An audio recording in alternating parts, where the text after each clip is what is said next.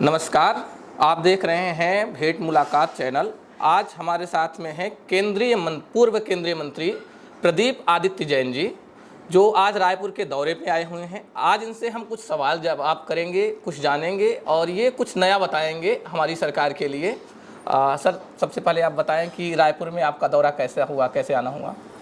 देखिए, ये माटी पूजनीय है, वंदनीय है, क्योंकि इस माटी में मेरी माँ ने जन्म लिया था। भोपाल में उन्होंने जन्म लिया और मध्य प्रदेश और छत्तीसगढ़ दो हिस्सों में इस माटी को बांटने का कार्य हुआ। मैं देखता हूँ कि एक तरफ ये माटी सिसक रही है, रो रही है, वहीं दूसरी ओर मैं छत्तीसगढ़ में देखता हूँ ये माटी फल फूल रही है। इस माटी के अंदर संस्कार पुष्पित पल्लवित हो रहे, विकास की खुशबू हर गांव तक पहुंच रही। और जो हमारी गाय माता है, अगर वो कहीं सुरक्षित जीवन किसी प्रदेश में जी रही है तो वो छत्तीसगढ़ की माटी है। सर, जैसे कि हमारे सरकार ने, आपने गाय का नाम लिया, गौ माता हम कहते हैं, हमारी सरकार गौठान योजना चला रही है। सर, आप इससे कितना सहमत हैं और यहाँ की जो योजना है गौठान योजना, वो कितना बेहतर है, कितना कारागार है, उसके बारे में थोड़ी सी हमें जानकारी दें। देखिए, केंद्र की जो निठल्ली सरकार है, जुमलेबाज सरकार है, आज उसे भूपेश बघेल के चरण धोना चाहिए, वंदन करना चाहिए। वो किसी मजदूर के पैर धोने लगते, दलित के पैर धोने लगते। अरे उन्हें तो गौ माता के लिए वो जिंदगी भर से लड़ते रहे। एक गाय के अगर किसी कारण काल कलवित हो गई तो शहर में दंगा करा देते थे। आज लाखों करोड़ों गाय बचाने के लिए भूपेश बघेल जी ने ये योजना चलाई है और उसका एकमात्र लक्ष्य है कि माता सुरक्षित रहे, घर में हमारी जन्म देने वाली माता सुरक्षित रहे और पूरी दुनिया के अंदर जो गौ माता है वो एक बाड़े के अंदर सुरक्षित रहे। और ये ऐसा मॉडल है जिसकी प्रधानमंत्री मोदी, योगी और इनके राष्ट्रीय अध्यक्ष को भूरी भूरी प्रशंसा करना चाहिए कि गाय की सुध लेने वाला कोई मुख्यमंत्री है और कोई राज्य है। दूसरा प्रश्न सर हमारा ये है कि हम बीजेपी जो है वो राम मंदिर, राम लला को करती रहती है। यहाँ पर सबसे पहला मंदिर जो बनवाई अभी कौशल्या माता धाम का छत्तीसगढ़ सरकार ने बनवाया है, तो वो कितना एक बेहतर उभर के आएगा पर्यटन स्थल के लिए, थोड़ी सी उसकी जानकारी। संस्कारों से सृजित छत्तीसगढ़, जिसके अंदर परम पूज्य आचार्य श्री विद्यासागर जी ने चरण रखकर उसे और अध्यात्म का केंद्र बनाया, डोंगरगढ़ के एक मंदिर की स्थापना की, बमलेश्वरी माँ हो या फिर माँ कौशल्या देवी का धाम हो, वो पूरी दुनिया को संदेश दे रहे हैं। 15 साल तक रमन सिंह सोते रहे, उन्हें माँ कौशल्या का ख्याल नहीं आया। राम पथ गमन मार्ग के बारे में कभी नहीं सोचा। आज 5 साल के अंदर राम को घर घर पहुंचाने का काम भूपेश बघेल ने किया। इन्हें राम भक्त नहीं कह सकते, ये रावण भक्त है, क्योंकि अगर ये राम भक्त होते तो गोबर खरीदने का प्रस्ताव केंद्र सरकार से आता, समर्थन मूल्य आता, गौमूत्र का प्रस्ताव केंद्र सरकार लेके आती, लेकिन मोदी जी आते, योगी जी आते, नड्डा जी आते और यहाँ पर सिर्फ और सिर्फ चरित्र हत्या करने का काम करते, सनसनीखेज पहुँचाने का काम करते। सर, नया रायपुर है जिसे आज अटल नगर के नाम से जाना जाता है, उसका विकास लगातार हो रहा है। आप एयरपोर्ट से आए होंगे तो वो आपको दिखा भी होगा, तो वो पहले जब आए रहे होंगे सर तो वो जगह कैसी थी और अभी आए हैं तो वो जगह कैसी है? पूरी दुनिया को संदेश देने वाला रायपुर शहर है, वो नया जो बना है। आज होलसेल के जो व्यापारी हैं उनके लिए एक जगह, और 2 साल रिसर्च करने के बाद जब व्यापारियों ने कहा कि ये श्रेष्ठतम योजना है और जो विकास प्राधिकरण की दर थी उससे आधी दरों पर 500 रुपये फुट में, जहाँ बिजली है, पानी है, सड़क है, हिंदुस्तान के किसी गांव में ज़मीन नहीं मिलेगी, लेकिन भूपेश बघेल जी ने उसको बसाने का कार्य किया, कैबिनेट से पारित हो गया और जो व्यापारी हैं वो व्यापारी मुख्य धारा में उस रायपुर नए शहर के कारण आएंगे। इनको आज मुझे बार बार लगता है, इनको तो पूरी तरह से भूपेश बघेल का समर्थन करना चाहिए। इनके पास लड़ाने के लिए प्रत्याशी नहीं है, सांसदों को लड़ा रहे, मुख्यमंत्री का कोई चेहरा नहीं है, रमन सिंह खुद चुनाव हार रहे।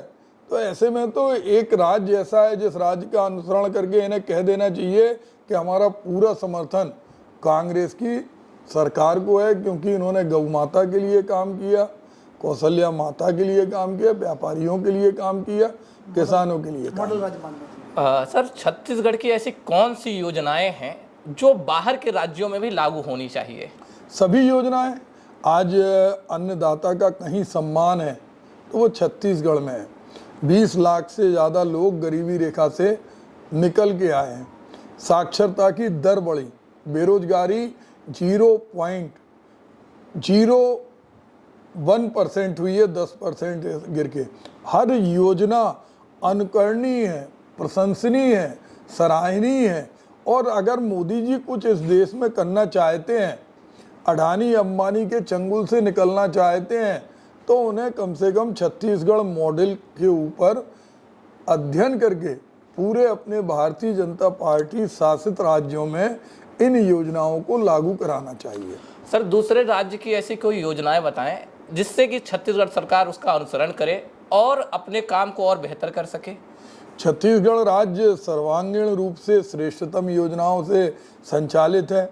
अब लोगों के बीच में अगर कोई दूसरी योजना राज्य की दिखेगी, अभी तो हमें नहीं दिखती, क्योंकि जो कांग्रेस की रीति नीति थी, चाहे वो कर्मचारियों की ओल्ड पेंशन स्कीम हो, चाहे घर विहीन लोगों के लिए मकान हो, जो सोनिया जी का सपना था, right to food security, right to education, right to information, right to job, आज छत्तीसगढ़ में हम देखते कि जो रोजगार की गारंटी है उसमें पैसा मिल रहा।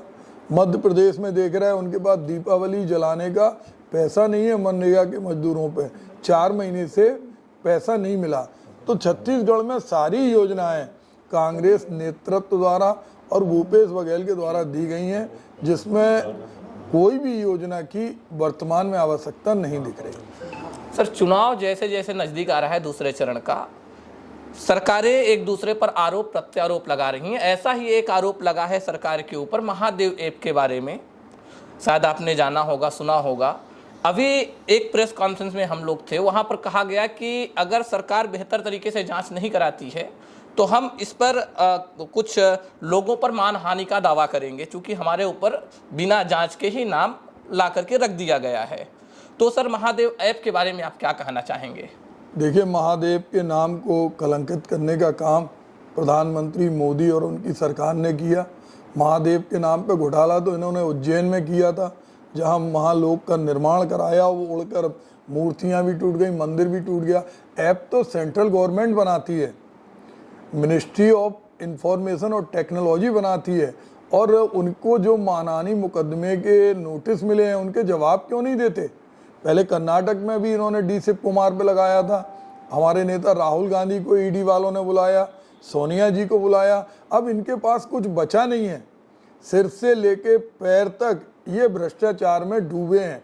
इतना पैसा इनके पास है, इतनी अकूत संपत्ति है कि ये उसको बचाने के लिए दूसरों के चरित्र की हत्या कराने का काम ईडी, सीबीआई और इनकम टैक्स से कराते हैं। लेकिन जनता इनके हर सवाल का जवाब वोट से दे रही। 2023 में 5 राज्यों में जाएंगे और 24 में दिल्ली से जाएंगे और जेल के सीखों के अंदर होंगे चरित्र हनन के आरोप में। सर, एक और मेरा प्रश्न है, आखिरी प्रश्न है ये। CGPSC घोटाला कुछ समय पहले बहुत उठा, लोगों ने बहुत हो हल्ला किया। क्या ये वाकई में घोटाला हुआ था कि बस ये ऐसे ही उठ गया था? हर घोटाले को उठाने का इनका एक तरीका है, और मैं तो ये मानता हूँ कि जिस दिन से भारतीय जनता पार्टी जनसंघ का उदय हुआ, सिर्फ इनको कीचड़ फेंकना आता है। आज देश के अंदर क्या स्थिति है, ऐसा कोई दिन नहीं जाता जिस दिन 13 नौजवान पढ़े लिखे देश के अंदर ट्रेन के नीचे कट के, जहर खा के, कूद कर आत्महत्या नहीं करते हों।